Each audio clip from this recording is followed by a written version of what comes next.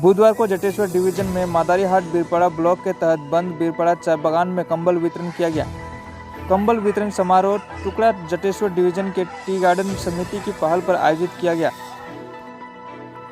जानकारी मिली कि बागान के अधिकारियों द्वारा बागान को बंद कर दिए जाने के बाद में वहां के श्रमिकों को गंभीर वित्तीय समस्याओं का सामना करना पड़ा। कई काम की तलाश में बाहर जाने के लिए मजबूर हो गए।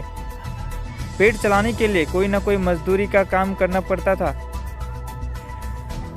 ऐसी स्थिति में टुकड़ा जटेश्वर डिवीजन के श्रमिकों ने एक समिति बनाई और बागान का प्रबंधन किया।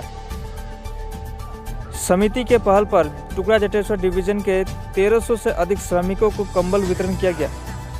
साथ ही बागान के श्रमिक भी इस कंबल को पाकर काफी खुश हैं।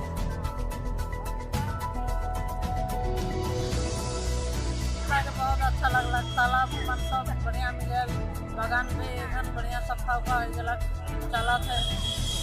काय ठुक कंबल पाला तो रे? वो एक ठुक पालो और बेटा मन पावा कामा है ना,